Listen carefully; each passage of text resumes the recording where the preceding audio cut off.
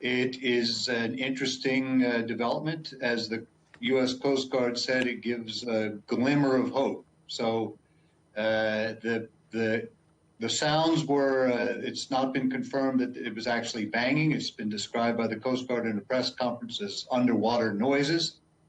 Those noises are being analyzed to determine what their cause or origin may be. There's lots of noises from living and non-living sources in the ocean, so whether it's it can be related or somehow tied to this missing submersible and the people aboard is unclear at this point. And this has been a really challenging search, hasn't it? Why has it been so difficult? It's extraordinarily difficult in so many ways. If the vessel was on the surface, then Coast Guards around the world are trained and equipped to carry out searches. They practice, they integrate their activities.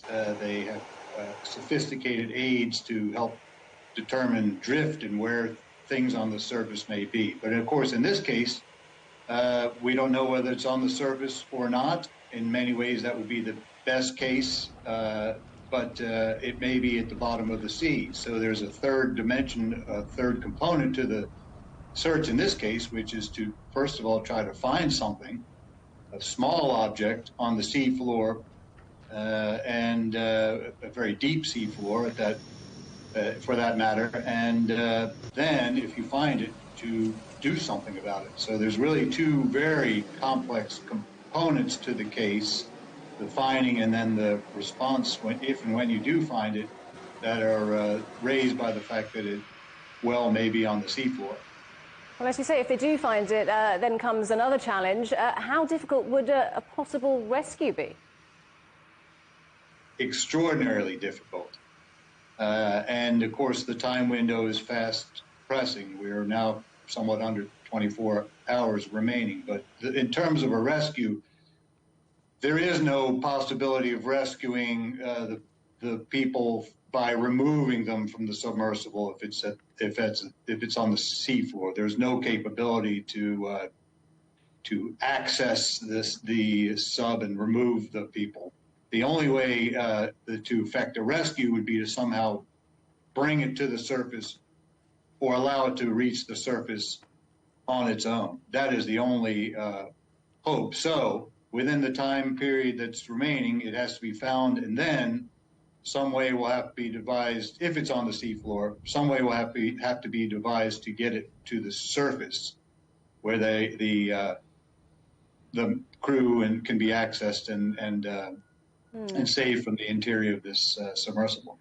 And what about the equipment needed for all this? How easy is that to get hold of at short notice? Extraordinarily difficult. I hate to be too grim, but what you would really need is equipment that can find things on the seabed, and there is sophisticated equipment, I understand, that is already on scene and then that's already on its way. So in terms of locating the people, it requires specialized equipment that can operate at those types of depths, and then that equipment has to be able to do something. So some of these remote operated vehicles, these effectively robots that can be sent down to depths like that, have what are called manipulator arms that can do a variety of tasks. And so if, for example, the vessel's caught up in some debris, then ideally you would have a ROV on scene that has a manipulator that's capable of doing whatever operation it would be is necessary to remove that debris and free up the submersible. So you need to have the right equipment on scene and to deal with whatever it is that they find, if in fact it is discovered on the seabed. And this, of course, isn't the first or the only expedition to view the Titanic. Why do you think it has such enduring appeal? Why do people want to see it?